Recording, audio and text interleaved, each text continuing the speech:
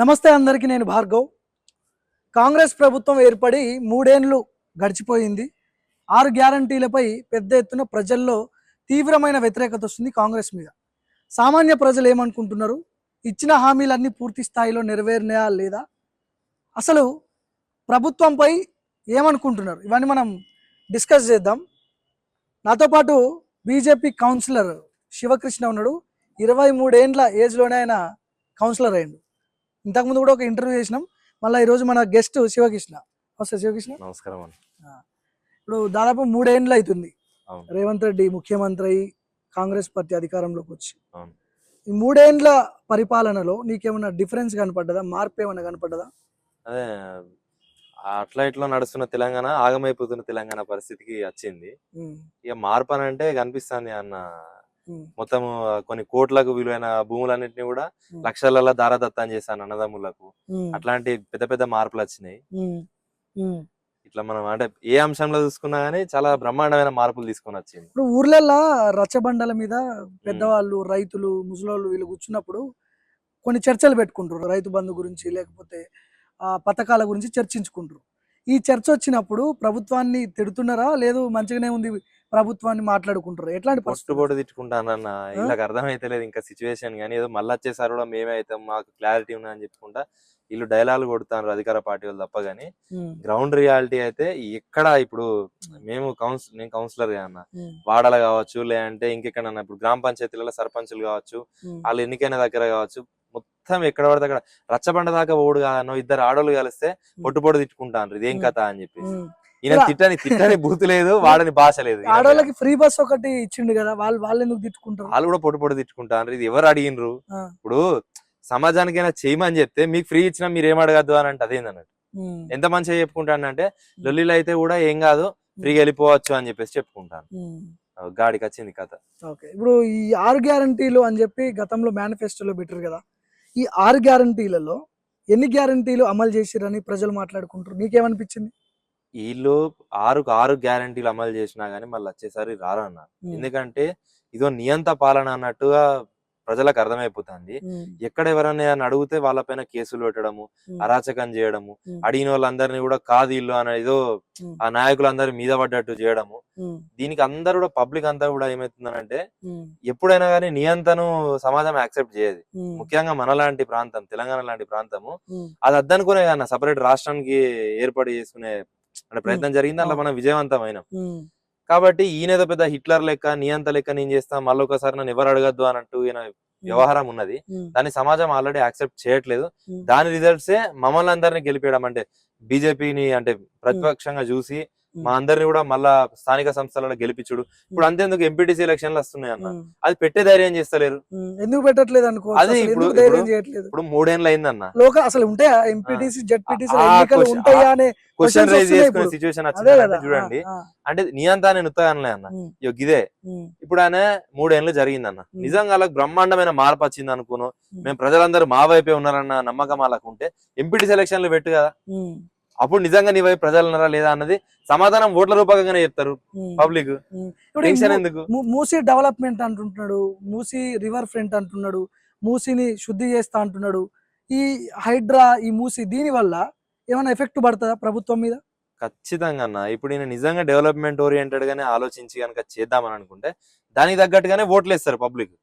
ఈయన అక్కడ real estate పెంచుకోవడానికి, లేదంటే ఇటు సైడ్ అంతా కూడా దంచుకొని పోయినరు, ఇంకో సైడ్ అన్న మేము కొత్తగా చేసుకోవాలని చెప్పేసి ఆర్భాటం ఉన్నట్టే కనిపిస్తాను తప్ప. కానీ నిజంగా పబ్లిక్ యూజ్ అయ్యే పనులు అయితే అవి అంటే నిజంగా ఆ ఉద్దేశంతో చేస్తానన్నది ఎవరికి కూడా నమ్మే పరిస్థితులలో లేరు. డెవలప్మెంట్ అంటే జరగాల్సిందే కదా, డెవలప్మెంట్ జరగాలి. కొన్ని భూములు పోతాయి, కొన్ని భూములు త్యాగాలు చేయాల్సి వస్తుంది. మొన్న కొంతమంది రైతుల భూములు కూడా కోల్పోయారు. బౌదూరు కూడా కావచ్చు, లేకపోతే నాదర్గులు, ఇట్లాంటి కొన్ని ప్రాంతాల్లో స్వాధీనం చేసుకుంటారు ప్రభుత్వం. మరి త్యాగాలు చేయాల్సి వస్తుంది కదా. డెవలప్మెంట్ కోసం త్యాగం చేయడానికి ఫస్ట్ రైతులే పబ్లికే సిద్ధంగా ఉంటారు.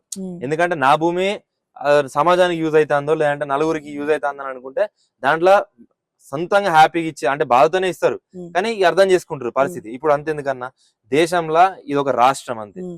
దేశం మొత్తంలో ఇంకా అన్ని రాష్ట్రాలు ఉన్నాయి కదా, ఉమ్, బీజేపీ ప్రభుత్వము పాలిస్తున్న రాష్ట్రాలు ఉన్నాయి కదా, ఉమ్, దేశంలో కూడా చాలా చోట్ల ఎయిర్పోర్ట్ల నిర్మాణం అవుతున్నది, కొత్త రైల్వే జోన్స్ వస్తున్నాయి, ఉమ్, ఇన్ఫ్రాస్ట్రక్చర్ డెవలప్మెంట్ అవుతున్నది, ఉమ్, వేరే ఎంఎస్ఎంఈస్ పెద్ద పెద్ద స్టార్ట్ అవుతున్నాయి, స్టార్ట్అప్స్, ఉమ్, ఫారెన్ నుంచి కొత్త కొత్త కంపెనీలు వచ్చి పెడుతున్నారు, ఉమ్, వాళ్ళకు కూడా చాలా మంది భూములు ఇస్తున్నారు. ఉమ్, నరేంద్ర మోదీ గారి గవర్నమెంట్ లో అవి కూడా జరుగుతున్నాయి, ఉమ్, భూ సేకరణ జరుగుతున్నది, ఉమ్, వీళ్ళకు డెవలప్మెంట్ అవుతున్నది. ఉమ్. అక్కడెక్కడ కూడా మరి వ్యతిరేకత వస్తలేదు అన్న. ఇప్పుడు హైడ్రా మీద ఏమన్నా ఇక్కడ ఎందుకు వస్తున్నది అంటే ఆ, వీళ్ళ ఉద్దేశం కరెక్ట్ లేదు, ఆ, ఇది డెవలప్మెంట్ పేరు చెప్పుకొని ఉమ్, వీళ్ళ ఆస్తులు సంపాదించుకోవడానికే తప్ప అని పబ్లిక్ అర్థమైపోయింది, వాళ్ళు ఇవ్వడానికి సిద్ధంగా లేరు. ఇప్పుడు హైడ్రాని ఎట్లా చూడాలి? హైడ్రా అనేది పెద్ద పెద్ద వాళ్ళని వాళ్ళ జోలికి పోవట్లేదు, పెద్ద పెద్ద కన్స్ట్రక్షన్ జోలికి పోవట్లేదు, ఓన్లీ పేదల ఇండ్ల మీదకే బుల్డోజర్లు వస్తున్నాయి అనే ఎలిగేషన్స్ కూడా ఉన్నాయి. అవును, అది మీరేం వాస్తవం అని చెప్తారు? పబ్లిక్ అనుకుంటున్నారు కదన్న. ఉమ్, ఇప్పుడు వీళ్ళు పెద్ద సత్యహరిశ్చంద్రుల లెక్క ఉమ్, మేము లేదు లేదు తెలంగాణలో మేము ఖచ్చితంగా హైదరాబాద్ లో మేము హైడ్రా రూపం ఏందో చూపిస్తాం మేము అని చెప్పేసి చెప్తున్నారు కదా. ఉమ్, సరే, మేము అన్నది ఏంది, మా అధ్యక్షులు అన్నది ఏంది, ఉమ్,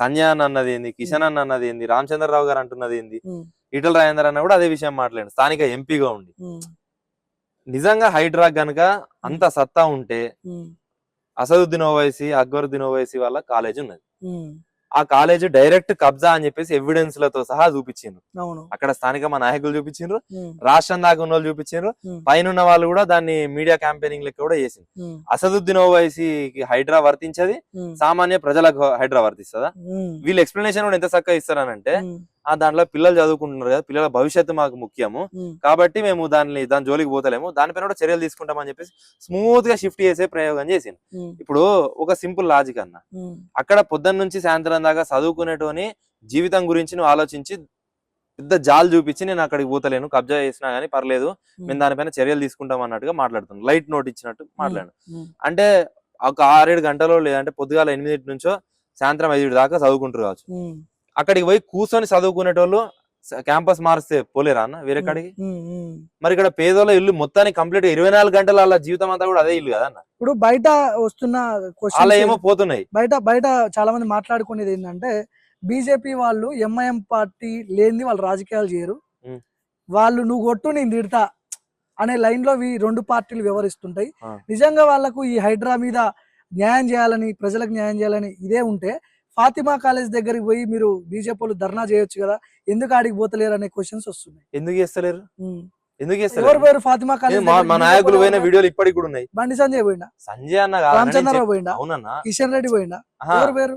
కాదు ఇప్పుడు ఈయన కూల్చే దగ్గరికి బాధితుల దగ్గరికి మేము పెట్టినామా పోయి? ఉమ్, ఇప్పుడు బాధితుల దగ్గరికి అయితే అందరం పోయినాం కదా, ఉమ్, అందరు నాయకులు అందరు సమిష్టిగా పోయి ఉమ్, మేమందరం కూడా మీకు అండగా ఉంటామని చెప్పేసి రామచంద్రరావు గారు అధ్యక్షుడైన కొత్తల్ని అక్కడికి పోయినరు. ఉమ్, అది ఎందుకు కూలుస్తారని చెప్పేసి అక్కడ అడిగినరు. ఉమ్, ఇప్పుడు కూల్చేది ప్రభుత్వం అయితే ఎందుకు కూల్తలేమని చెప్పేసి ధర్నా చేస్తారా, ఎందుకు కూల్తానం అని చెప్పేసి ధర్నా చేస్తారా అన్న? ఉమ్, ఎందుకు కూలుస్తున్నావు? పేదోళ్ళది ఉమ్, పెద్దోంది కనిపించలే అని చెప్పేసి మేము అడిగినాం కదా అన్న. ఉమ్, ఉమ్, పెద్దోంది కూడా కూలవాలి, పేదోంది ఎందుకు కూలుతానం అని చెప్పేసి ఉమ్, అట్లా ఏం చేస్తలేం కదా. ఉమ్, మేము అంటున్నది ఏంది, ఉమ్, పేదోంది కూలుస్తున్నావు, ఉమ్, పేదోనికి ఏమో ఇల్లు లేదు, ఉమ్, ఇల్లు కనిపిస్తలేదు, అలా బాధలు కనిపిస్తలేవు, ఉమ్, పెద్దోడు వచ్చే వరకు జాలి చూపిస్తాను, దయ కనిపిస్తాంది, ఉమ్. ఇదంతా అరాచకం, ఇట్లా మేము పిల్లల జీవితాలు కనిపిస్తాను అని చెప్తాను. సో ఫైనల్ గా మేము ఈ ఏమంటున్నాం, హైడ్రా వల్ల ఇప్పుడు ప్రభుత్వం మీద ఎట్లాంటి ఎఫెక్ట్ పడే అవకాశం ఉంది? జిహెచ్ఎంసీ ఎన్నికలు దగ్గరలోనే ఉన్నాయి, పెడతారో పెట్టరో, అది కూడా పెడతారో కూడా ఇప్పుడు డౌటే మనం ఉంది. అనుకున్నాం కూడా ఆ, అన్న, ఇప్పుడు ఆ, గెలుద్దామన్న నిజంగా దమ్ముగా అనుకుంటే ఆ, జిహెచ్ఎంసీ 4 విభాగాలుగా మార్చేటోడే కాదు, ఉమ్, ఒక దగ్గర అయితే అది మనం గెలిచినట్లేదు అని చెప్పేసి అటు అన్నాడు ఇటు అన్నాడు, దీని ఆ జోన్ అన్నాడు ఈ జోన్ అన్నాడు, అంత తమాషా చేస్తాడు. ఉమ్, హైడ్రా అయినా ఏ డ్రా అయినా అన్న ఉమ్, ఉమ్, దానేమో పెద్ద లక్కీ డ్రా పెట్టి తీసి మేము కూల్తాము, ఉమ్, ఈ ఏ ఇల్లు వెళ్తే దాంట్లో మేము కూల్తాం అన్నట్టుగా వివరించుడు కూడా కరెక్ట్ కాదు కదా. ఉమ్, ఉమ్, అట్లే ఉన్నది సిస్టమ్. ఓకే. ఆ లక్కీ డ్రాలా ఇంకా అసదుద్దీన్ ఓవైసీ గారు వెళ్ళలే, ఉమ్, మేము వెళ్ళినప్పుడే తీతాం అన్నట్టు వాళ్ళు మాట్లాడుతారు. మేమేం అడుగుతాం, ఉమ్, నీకు హైడ్రా అనేది నిజంగా హైదరాబాద్ డెవలప్మెంట్ కోసమే మొత్తం కబ్జాలైన చెరువులు గిరువులు అని చెప్పేసి చెప్తున్నారు కదా. ఉమ్, పేదోడు కబ్జా అంటే పేదోందేమో కూలుస్తావు, ఉమ్, పెద్దోడు కబ్జా చేస్తేనేమో వదులుతావా? ఉమ్, పొట్టకూటి కట్టుకున్నదేమో తప్పుగా కనిపిస్తుంది. ఓకే. ఉమ్, అక్కడ దానితో వ్యాపారం చేసి లక్షల మంది దగ్గర పైసలు తీసుకునేటోళ్ళదేమో నీకు అది జాలి దయ ఉమ్, ఇవన్నీ కనిపిస్తున్నాయి. ఉమ్. మేము అనేది ఏంటంటే ఇప్పుడు మా స్టాండ్ అంతా ఫస్ట్ నుంచి ఒకటే అన్న, ఉమ్, ఉమ్, పెద్దోంది కొట్టు, పేదోడు నీకు ఖచ్చితంగా ఇస్తాడు. ఉమ్, అరే పెద్దోళ్ళదే పోతున్నది, ఉమ్, సో కాబట్టి ప్రభుత్వం ఎవరి పక్షాన ఉమ్, లేదు, ఉమ్, పక్షపాతి వైఖరి లేదు, ఉమ్. ఖచ్చితంగా పెద్దోంది తీసుకుంటుంది, పేదోంది తీసుకుంటుంది. ఇప్పుడు ముఖ్యమంత్రి రేవంత్ రెడ్డి, నేను 10 ఏళ్ళు ముఖ్యమంత్రిగా ఉంటున్నా, ఈ చైర్లో నేను ఇంకో 10 ఏళ్ళు అంటే ఇంకొక 5 ఏళ్ళు నేనే ముఖ్యమంత్రి అని చెప్పి అంటున్నాడు. దీని మీద ఏం చెప్తావు? సరే అన్న, ఆయన పాలన మీద అంత నమ్మకం అతనికి ఉన్నది కదా, ఉమ్, ఎంపీటీ సెలక్షన్లు పెట్టమని రాదన్న. ఉమ్, ఈ జిహెచ్ఎం సెలక్షన్లు ఇప్పుడు వచ్చేది పెట్టమని రాదు. ఉమ్, ఆ టర్మ్ అయిపోయి పాలన అయిపోయి అధికారుల మధ్యలో ఇక్కడ ప్రజలందరూ కూడా ఇబ్బందులు ఎదుర్కొంటారు పాలకులు లేక అని చెప్పేసి చాలా చోట్ల ఉమ్, మీడియాలలో వార్తలు వస్తున్నాయి. ఉమ్, ఎంపీటీ సెలక్షన్లకు ఇంకా ఇంకెప్పుడు పెడతాడు, దాని ముహూర్తం ఎప్పుడు వస్తుంది అని చెప్పేసి వాళ్ళు బాధపడతారు. ఉమ్, జెడ్పీటీసీలు లేరు, ఎంపీటీసీలు లేరు, ఉమ్, కార్పొరేటర్లు లేరు. ఉమ్. వీటికి పెట్టరాదు. నీ నాయకత్వంలో నీ కిందున్న ప్రజలను గెలిపించుకోరాదు, తర్వాత నీ పాలన గురించి నువ్వు అంతా చెప్పేవు. జిహెచ్ఎంసీ ఎన్నికలు ఇప్పుడు బీఆర్ఎస్ వర్సెస్ బీజేపీయా, కాంగ్రెస్ వర్సెస్ బీజేపీయా? ఫైట్ ఎట్లా ఉంటది, ఎట్లా ఉండే అవకాశం ఉంది? ఒకటే అన్న, పబ్లిక్ విత్ బీజేపీ. ఉమ్, ఆ ఫైట్ వాళ్ళు ఎవరితో చూసుకుంటారా అన్నది వాళ్ళు ఆలోచించుకోవాలి. కానీ ఉమ్, మేము వాళ్ళతో ఫైట్ చేయడానికి ఎలక్షన్ కొట్లాడతలేం, ఉమ్, పబ్లిక్ మద్దతు కోసం కొట్లాడుతున్నాము. అదే పబ్లిక్ మద్దతు తెలిపితే హైదరాబాద్ అభివృద్ధి చేయడానికి ఉమ్, కష్టపడే ప్రయత్నం మేము చేస్తామని చెప్పేసి దానికోసం మాకు కొట్లాడ. కానీ ఉమ్, మేము బీఆర్ఎస్ తో పోటీ కోసం కొట్లాడా, ఉమ్, టీఆర్ఎస్ మన కాంగ్రెస్ తో కొట్లాడా, లేదంటే ఇంకే పార్టీ అన్నది అంటే మా నాయకుల స్టాండ్ మాకు వాళ్ళు మార్గదర్శనం చేసేది ఉమ్. గ్రౌండ్ లెవెల్ దాకా అట్లనే ఉంటది. ఓకే. సో ఇప్పుడు కొంత పర్సనల్ గా మనం మాట్లాడే ప్రయత్నం చేద్దాం. బండి సంజయ్ కు నీకు మంచి దగ్గర సంబంధం ఉంది. గతంలో మీరు ఆర్ఎస్ఎస్ ఆ శాఖలో పనిచేసినప్పటి నుంచి మీ సాన్నిహిత్యం ఉంటుంది అనుకుంటున్నారు. అవును, ఎప్పటి నుంచి పరిచయం బండి సంజయ్ నీకు? అంతే సంఘ పరిచయం అన్న. అప్పటికి ఎంపీ కాలే, ఇంకా ఎంపీ కాలే, ఎంపీ కాకముందే ఒక సంఘ కార్పొరేటర్ కాకముందే. కార్పొరేటర్ అన్న, అప్పుడు కార్పొరేటర్ అయినా? కార్పొరేటర్. ఉమ్, నేను పిల్లగాండి అన్న.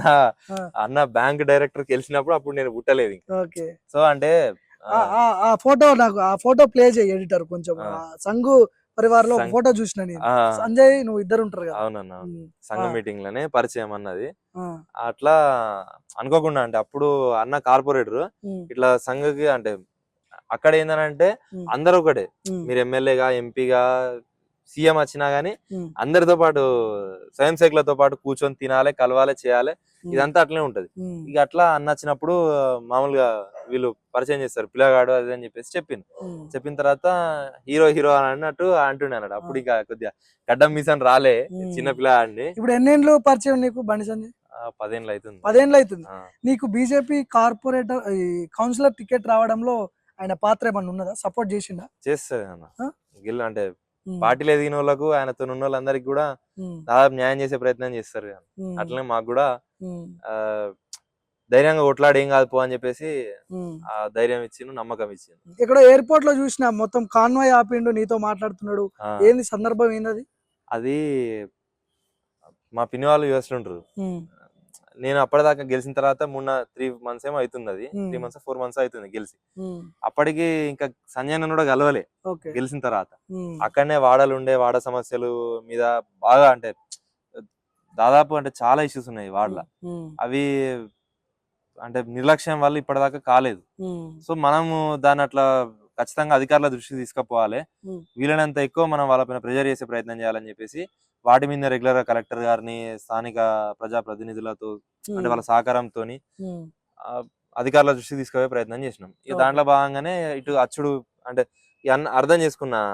ఉమ్, అంటే మనం కొంచెం లేట్ అయినా ఏం కాదు కానీ ఉమ్, అన్న హ్యాపీగా ఫీల్ అవుతారు లేట్ గా కలిసినా గానీ, ఆ, ఎందుకంటే పనులు చేపిస్తాండు కదా, ఉమ్, అది ముఖ్యం పార్టీ లీడర్లకు అన్నట్టు ఆయన ఉమ్. వ్యవహారం ఉంటది. ఇప్పుడు ఇక ప్రెసిడెంట్ ఉన్నప్పుడు కంటే ఇప్పుడు అంటే బండి సంజయ్ కొంత ఆయన బీజేపీ ప్రెసిడెంట్ ఉన్నప్పుడు కొంత అగ్రెసివ్ పాలిటిక్స్ చూసినాం మనం. అవును, బీజేపీలో అంటే బీజేపీ ప్రెసిడెంట్ ఉన్నప్పుడు తెలంగాణలో అగ్రెసివ్ పనిచేయడం, పోలీసులు అరెస్టులు, జైల్లోకి పోవడం ఇవన్నీ జరిగినాయి.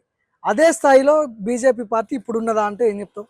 ఉన్నది అన్న. మొన్న ఉమ్, మేము అరెస్ట్ అయినాం కదా, ఉమ్. మొన్నట్లో మేము అరెస్ట్ అయినాం. బీజేపీ కొంత అగ్రెసివ్ పాలిటిక్స్ కనిపించట్లేదు కదా ఎందుకు బీజేపీలో. అన్న? ఇప్పుడు మీరు అన్నట్టు మరి కాంగ్రెస్ లాస్ట్ 5 సంవత్సరాలు ఎక్కడా కనిపించలే అన్న. మీరే అన్నారు ఇప్పుడు సంజయ్ అన్న నాయకత్వంలో అరెస్ట్లు అయినాయి, అవన్నీ అయినాయి అని చెప్పి. ఏ కాంగ్రెస్ వాళ్ళైనా కనిపించిండ్రా లాస్ట్ 5 ఏళ్ళు? కనిపించలే. లాస్ట్ ఏమైంది, ఎలక్షన్స్ 6 నెలల ముందు యూట్యూబ్ లో వీడియోలు పెట్టుకొని చేసుకొని సర్క్యులేట్ సోషల్ మీడియా హైప్ తోని మార్పు రావాలి, కాంగ్రెస్ రావాలనుకుంటా ఇట్లాంటి డైలాగులతోని బాగా మార్పు తీసుకొచ్చాను. ఇప్పుడు పబ్లిక్ అర్థమైతుంది. సో అప్పుడు అది చేసిండ్రు.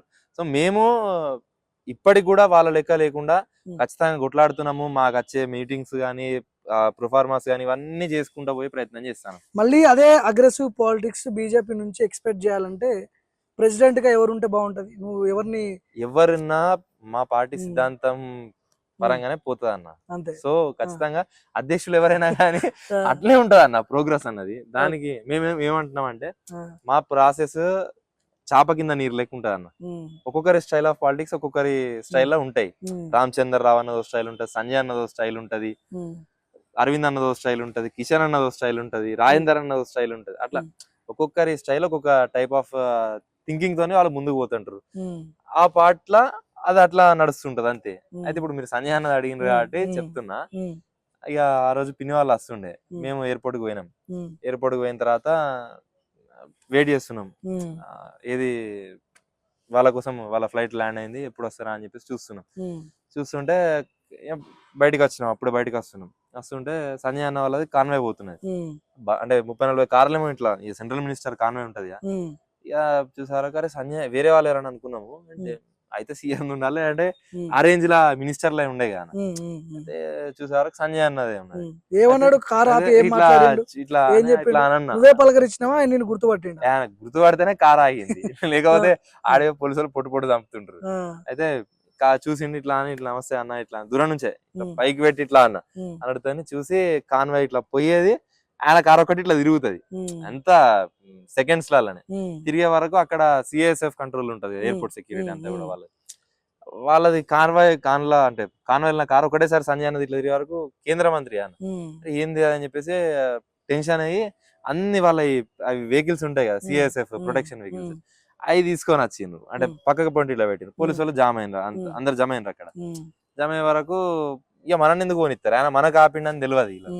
అయితే అన్న నేను ఇట్లా ఆపిండి చల్ పక్క జరగదు, సెంట్రల్ మినిస్టర్ కాన్వాయ్ అది అనుకుంటా మొత్తుకుంటా అంటే సంజయ్ అన్న డోర్ తీసి ఇట్లా శివ అని అంటే అవి చూడన్న ఆట అని అంటే అప్పుడు పంపించిండు.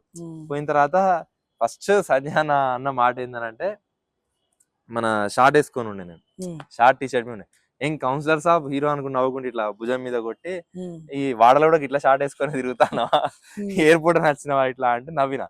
ఓ మీరు జెన్జీ కదా, వేసుకొని తిరుగుతారు అన్నారు. కౌన్సిలర్ అయినప్పుడు చత్తగా ఏం సార్ ఇంకా ఇట్లా గుద్దుతాడు అన్నారు. ఇట్లా గుద్దినట్టు చేస్తే ఇప్పుడు నాకు హెల్ప్ చేసే గుణమేనా బండి సంజయ్ది? ఎవరైనా ఆపద ఉన్నది, నాకు ఈ ఆర్థిక సహాయం కావాలి, హాస్పిటల్ లేకపోతే ఇట్లాంటి సమస్యలు ఉన్నప్పుడు పోయినప్పుడు హెల్ప్ చేసే పరిస్థితి ఉంటుందా? చేస్తాడన్న దాదాపు అందరికి.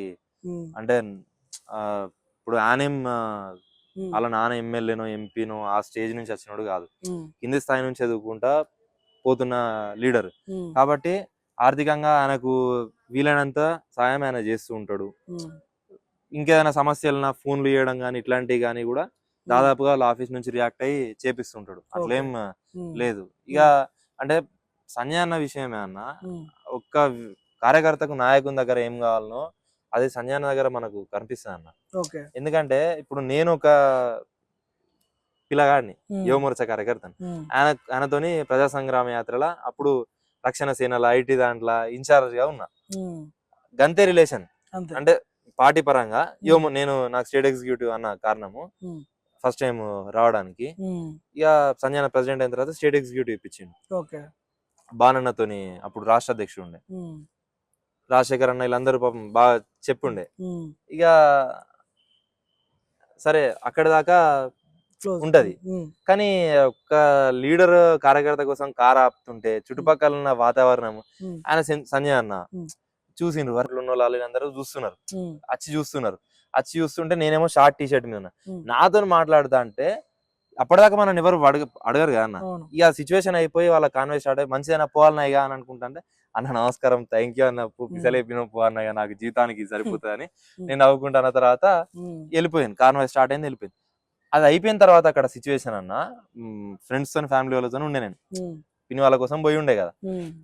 ఇక అక్కడ ఉన్న వాళ్ళందరూ కూడా మీరెవరు సెంట్రల్ మినిస్టర్ ఆప్కే లీరు క్యా ఆపుకోనే అనుకుంటా అట్లా అడుగుతా అంటే వాళ్ళకు ఒకటే చెప్పినాం, అంటే నేను కార్యకర్తను, ఆయన ఒక లీడరు, నేను కౌన్సిలర్ అది కూడా అంటే జస్ట్ గంతే. నేను ఇక ఆయనకు ఆపిన అంటే అక్కడ వాళ్ళు పిచ్చోళ్ళు అయినారు ఒకటేసారి, ఇట్లా లీడర్ కూడా ఉంటారా అని. బీజేపీలో నాయకత్వం ఏమన్నా మార్పు రావాలంటావా? ఇది ఇట్లనే కంటిన్యూ కావాలా, అంత బానే ఉంది, ఓకే ఇట్లుంటే అధికారంలోకి రావచ్చు అని చెప్పి అనుకోవచ్చా? ఏమన్నా మార్పులు జరగాల? పబ్లిక్ మైండ్ సెట్ అన్నది మారాలన్నా. మారితే అప్పుడు ఖచ్చితంగా అధికారంలోకి వస్తాం.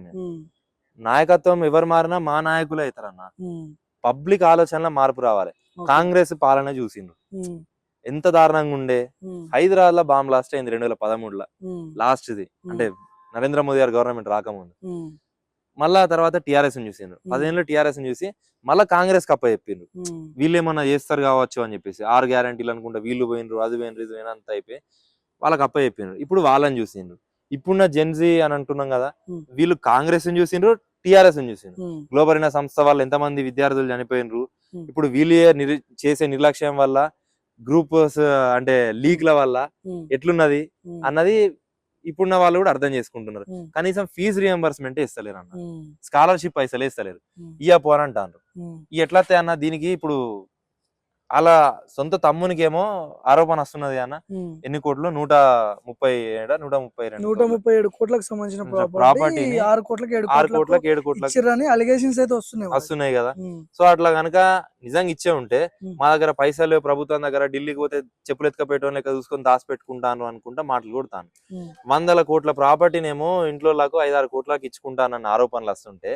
ఈ ఎక్కడ నీకు సపోర్ట్ ఉంటది అన్న రాష్ట్రంలో సో ఇప్పుడున్న యూత్ అందరు కూడా దాదాపు టీఆర్ఎస్ చూసిండ్రు ఈ కాంగ్రెస్ చూసిండ్రు ఖచ్చితంగా అంటే దేశంలో మా పాలన చూస్తున్నారు కాబట్టి రాష్ట్రంలో కూడా మా పార్టీ అధికారంలో ఉంటే వాళ్ళకి న్యాయం జరుగుతుంది నిరుద్యోగులకు కావచ్చు విద్యార్థులకు కావచ్చు అంటే ప్రభుత్వ ఉద్యోగులకు కావచ్చు ఏ రంగాల్లో ఉన్న వాళ్ళకి ఆ రంగాలల్లో స్వేచ్ఛగా దొరికి వాళ్ళ టాలెంట్ ని ప్రూవ్ చేసుకునే ప్రయత్నం మా పార్టీ కల్పిస్తుంది ప్రభుత్వంలో ఉంటున్నది వాళ్ళకి అర్థమవుతున్నది దానిపైన ఖచ్చితంగా మనం వచ్చే ఎన్నికల రిజల్ట్స్ చూస్తామని మేమైతే నమ్ముతున్నాం ఓకే రైట్ సో ఇది 23-24 ఏండ్లకే కౌన్సిలర్ అయిండు బీజేపీ పార్టీ నుంచి చెన్నూరు కాన్స్టిట్యున్సీలో ఉంటాడు శివకృష్ణ ఈరోజు స్పెషల్ గెస్ట్ మనోడే సో సబ్స్క్రైబ్ చేయని వాళ్ళు ఎవరైనా ఉంటే సబ్స్క్రైబ్ చేయడం మర్చిపోకండి